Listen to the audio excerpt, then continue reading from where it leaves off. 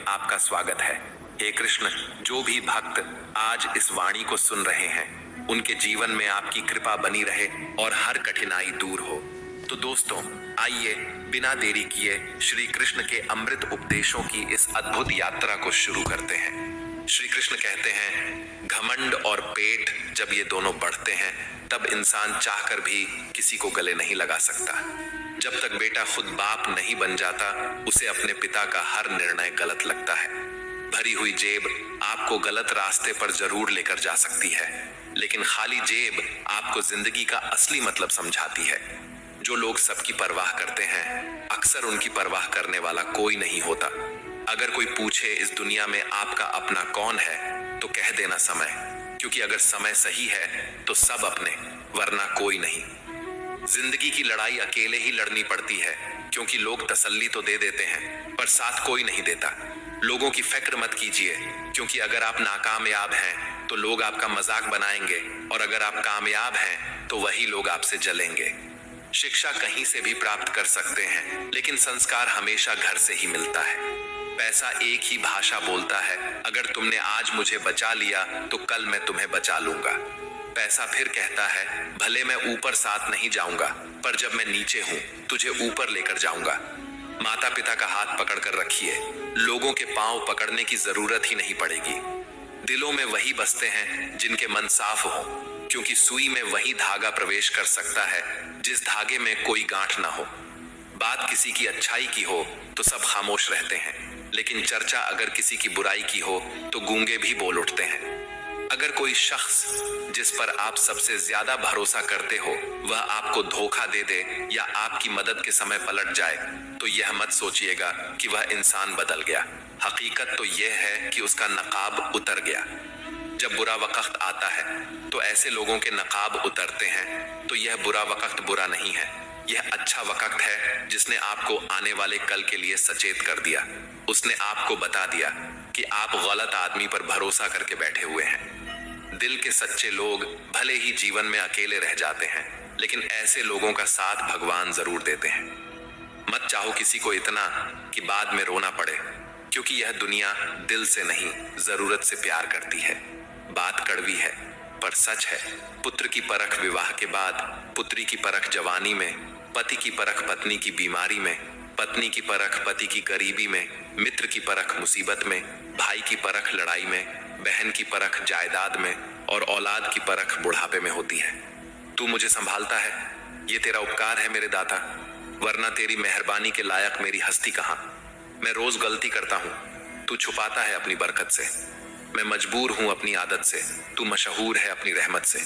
तू वैसा ही है जैसा मैं चाहता हूं, बस मुझे वैसा बना दे जैसा तू चाहता है। श्री कृष्ण कहते हैं, जिंदगी की रेस में जो लोग आपको दौड़कर नहीं हरा पाते हैं, वही आपको तोड़कर हराने की कोशिश करते हैं। कृष्ण कहते हैं, मत सोच रे बंदे इतना जिंदगी के बारे में, मैंने ये जिंदगी दी है तो कुछ सोचा होगा तेरे बारे में। जरूरी नहीं कि हर समय जुबान पर भगवान का नाम आए, वह लम्हा भी भक्ति का ही होता है जब इंसान इंसान के काम आए। दिया माटी का हो या फिर सोने का, यह महत्व की बात नहीं है, परंतु अंधेरे में प्रकाश कितना देता है यह महत्वपूर्ण बात है। इसी तरह कौन गरीब है या अमीर, यह महत्व की बात नहीं, वक्त पर कौन मददगार होता है यह महत्वपूर्ण बात है। जिंदगी एक खेल है, जीतोगे तो सफल बन जाओगे और हार जाओगे तो समझदार बन जाओगे, लेकिन सफल बनने के लिए पहले समझदार बनना जरूरी है। इसका मतलब जीतने से पहले हारना जरूरी है। निंदा से मत डरो, निंदा उसकी होती है जो जिंदा होता है, मरे हुए की तो बस तारीफ होती है। बुराई भी होना जरूरी है, अगर हर रोज तारीफ मिलेगी तो आप कभी जिंदगी में आगे नहीं बढ़ पाओगे। हमेशा यह बात याद रखना, ऊपर वाला अच्छे लोगों का इम्तिहान तो जरूर लेता है, पर साथ कभी नहीं छोड़ता। रिश्तों में वैसा ही संबंध होना चाहिए जैसे हाथ और आंख का होता है। हाथ पर चोट लगती है तो आंखों से आंसू निकलते हैं, और आंसू आने पर हाथ ही उनको साफ करता है। दिमाग से बने रिश्ते बाजार तक चलते हैं, और दिल से बनाए रिश्ते श्मशान तक। बारात में दूल्हे सबसे पीछे और दुनिया आगे चलती है, मैयत में जनाजा आगे और दुनिया पीछे चलती है, यानी दुनिया खुशी में आगे और दुख में पीछे हो जाती है। जब कोई दिल दुखाए तो सबसे बेहतर है कि हम चुप हो जाएं, क्योंकि जिन्हें हम जवाब नहीं देते उन्हें फिर वक्त जवाब देता है। जिंदगी में जितना शांत रहोगे उतना ही अपने आप को मजबूत पाओगे, क्योंकि लोहा ठंडा होने पर ही मजबूत होता है। जब ऊपर वाला आपसे कुछ वापस लेता है तो यह मत सोचो कि उसने आपको दंड दिया है। हो सकता है उसने आपका हाथ खाली किया हो पहले से कुछ और बेहतर देने के लिए। कर्म वह नहीं जिसका परिणाम हमेशा सही हो, बल्कि सही कर्म वह है जिसका उद्देश्य कभी गलत ना हो। बेइज्जती का जवाब इतनी इज्जत से दीजिए कि सामने वाला भी शर्मिंदा हो जाए। कुछ रास्तों पर आप अकेले ही चलते हैं, ना कोई परिवार, ना कोई दोस्त, ना कोई साथी, बस आप और आपकी हिम्मत। सच्चा मित्र वही है जो उस समय में भी आपके साथ खड़ा हो जब सारी दुनिया आपके खिलाफ है।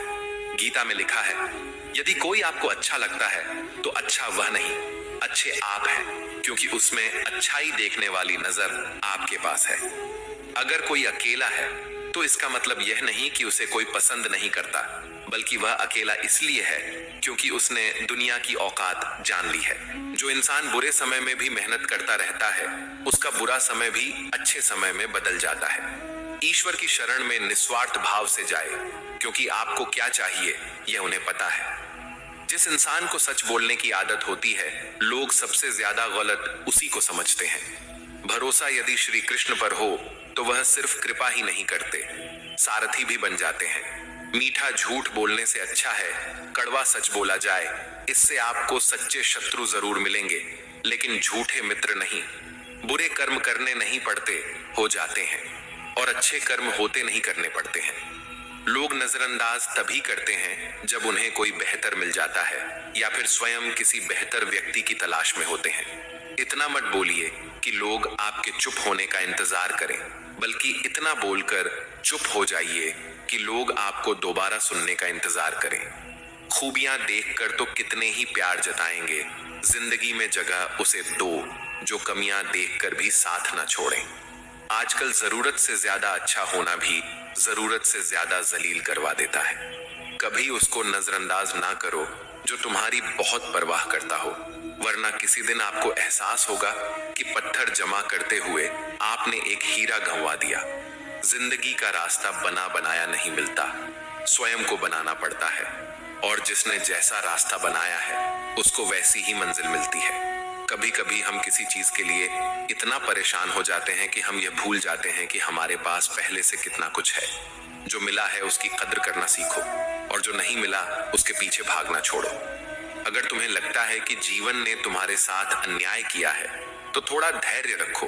कुछ समय बाद जब तुम पीछे मुड़कर देखोगे तो तुम्हें समझ आएगा कि हर चीज अपने सही वक्त पर सही तरीके से हुई थी। कई बार जीवन तुम्हें किसी बड़े नुकसान से बचाने के लिए वह चीज नहीं देता जिसकी तुमने इच्छा की थी। इसलिए अगर कुछ छूट गया है तो दुखी मत हो, बल्कि यह सोचो कि शायद यह तुम्हारे भले के लिए हुआ है। हम अक्सर यह सोचते हैं कि हमें जो चाहिए वही सबसे अच्छा है, लेकिन जीवन को हमसे ज्यादा पता होता है कि हमारे लिए क्या सही है। इसलिए अगर कुछ नहीं मिला तो इसका मतलब है कि कुछ और बेहतर तुम्हारे लिए इंतजार कर रहा है। हर चीज जो जीवन में घटती है वह किसी ना किसी कारण से होती है।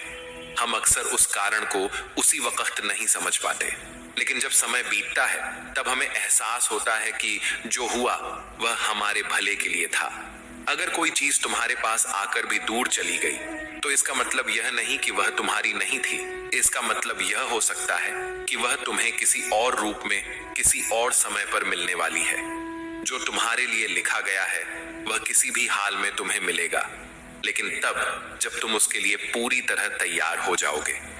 जीवन पहले आपको योग्य बनाता है, फिर आपको वह चीज देता है जिसकी आपने इच्छा की थी। जो चीज अभी आपके पास नहीं है, हो सकता है वह आपको तब मिले जब आपको उसकी सबसे ज्यादा जरूरत हो। इसीलिए जीवन के फैसलों पर सवाल मत उठाओ, बस भरोसा रखो कि हर चीज सही वक्त पर आपके पास आएगी।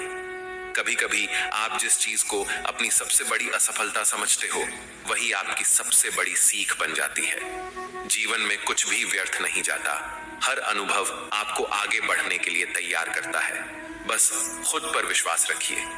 अगर आपने किसी चीज के लिए पूरी मेहनत कर ली और फिर भी वह आपको नहीं मिली, तो समझ लो कि वह आपके लिए बनी ही नहीं थी। जीवन हमेशा आपको वही देगा जो आपके विकास के लिए आवश्यक होता है। जो आपके जीवन में होना तय है वह किसी भी हाल में आपके पास आएगा, लेकिन जब तक वह नहीं आता तब तक खुद को उसके योग्य बनाओ। जीवन में कुछ भी संयोग से नहीं होता, हर चीज का अपना समय और कारण होता है। जीवन का हर मोड़ हमें किसी ना किसी कारण से मिलता है। जो कुछ भी आपके लिए तय किया गया है वह अपने सही समय पर आपके पास आएगा। इसे पाने के लिए आपको केवल धैर्य और विश्वास रखना होगा। श्री कृष्ण कहते हैं, जब जीवन के मार्ग पर अंधकार छा जाए, जब बाहर के सभी सहारे साथ छोड़ दें, तब मनुष्य यदि मेरे स्मरण में लग जाए तो वह अपने भीतर ऐसा प्रकाश पा जाता है जो संसार की किसी शक्ति से दबाया नहीं जा सकता। जब हम जीवन में किसी संकट से गुजरते हैं, जैसे किसी अपने का बिछड़ जाना, असफलता का सामना करना, बीमारी या धन की कमी, तब ऐसा लगता है मानो हर दिशा से रास्ते बंद हो गए हों। हम सोचते हैं कि अब क्या करें, किसका सहारा लें। ऐसे समय में अक्सर इंसान बाहरी सहायता ढूंढता है, किंतु उसे यह समझ नहीं आता कि असली शक्ति तो उसके भीतर है और वह शक्ति जागती है भगवान के स्मरण से। जब मनुष्य भगवान का स्मरण करता है, चाहे वह श्री कृष्ण हो, राम हो, शिव हो या कोई भी स्वरूप, तो उसका मन एक गहरे शांत स्रोत से जुड़ जाता है। श्रीमद् भगवत गीता में श्री कृष्ण ने कहा है, जो मनुष्य निरंतर मेरा चिंतन करते हैं उनकी आवश्यकताओं की पूर्ति मैं स्वयं करता हूं। ये केवल शब्द नहीं है, ये जीवन का गढ़ रहस्य है। संकट में जब हम भगवान को पुकारते हैं वह सुनते हैं, लेकिन उससे पहले हमारा हृदय हल्का होता है, हमारी घबराहट कम होती है। जिस मानसिक तनाव में हम फंसे होते हैं वह छंटने लगता है। ये ठीक वैसा है जैसे कोई बच्चा अंधेरे में डर जाए और तुरंत अपनी माँ को पुकारे। माँ उसके डर को खत्म तो नहीं करती, लेकिन उसकी उपस्थिति ही बच्चे को सुकून देती है। वैसे ही भगवान का स्मरण एक भावनात्मक सुरक्षा बन जाता है, जिससे डर धीरे धीरे पिघलने लगता है। जब हम भगवान का नाम लेते हैं तब हमारे भीतर की ऊर्जा, जिसे हम मानसिक शक्ति कहते हैं, जागने लगती है।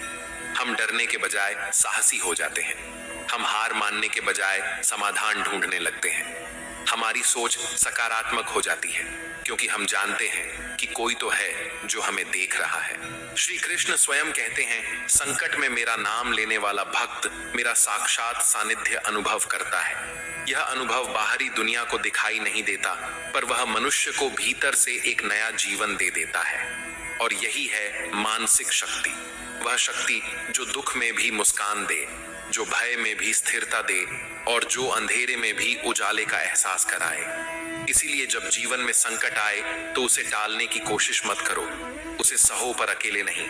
श्री कृष्ण के स्मरण के साथ उनके नाम का सहारा तुम्हें वह शक्ति देगा जो किसी किताब, किसी इंसान या किसी धन से नहीं मिलती। ये शक्ति तुम्हारे भीतर जन्म लेगी, जैसे अर्जुन को मिली थी, जैसे मीरा को मिली थी, जैसे हर उस भक्त को मिली जिसने संकट में कृष्ण को पुकारा।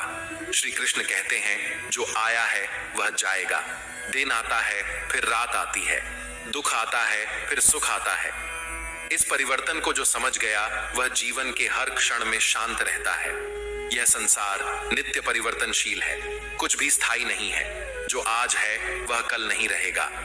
यही जीवन की सबसे बड़ी सच्चाई है, जिसे समझकर इंसान अपने दुखों में भी धैर्य रख सकता है और अपने सुखों में भी विनम्र रह सकता है।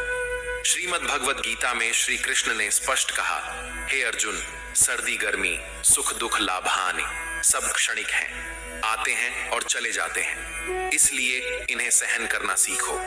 जब हमारे जीवन में दुख आता है, चाहे वह कोई कठिन परिस्थिति हो, आर्थिक संकट हो या अपनों का साथ छूट जाना हो, हम टूट जाते हैं। लगता है यह दुख कभी खत्म नहीं होगा, पर श्री कृष्ण याद दिलाते हैं कि जैसे हर रात का अंत होता है, वैसे ही दुख का भी अंत होता है। जैसे अंधकार के बाद उजाला आता है, वैसे ही हर पीड़ा के बाद सुकून आता है। एक बार की बात है, एक वृद्ध भक्त श्री कृष्ण की भक्ति में लीन रहता था। उसके जीवन में कई दुख आए। उसका बेटा बीमार पड़ा, खेती बर्बाद हो गई, घर में खाने तक को अन्न नहीं रहा। गांव वाले कहते थे कि वह भगवान को व्यर्थ पुकारता है, कोई सुनता नहीं। पर वह मुस्कुराकर कहता, रात चाहे जितनी लंबी हो, सुबह जरूर होगी। कृष्ण की कृपा समय बदलते हुए ही प्रकट होती है और कुछ ही महीनों बाद उसके बेटे का रोग ठीक हो गया। बारिश अच्छी हुई और खेत भरपूर लहलहा उठे। गांव वाले हैरान थे, लेकिन वह वृद्ध शांत था। उसने कहा, कृष्ण मुझे पहले दुख देकर सहनशील बनाना चाहते थे, ताकि जब सुख आए तो मैं उसका अहंकार न करूं। ये कथा हमें यही सिखाती है कि हर दुख एक परीक्षा है और हर परीक्षा का अंत होता है। मनुष्य को अपने जीवन में यह स्वीकार करना होगा कि समय स्थिर नहीं रहता।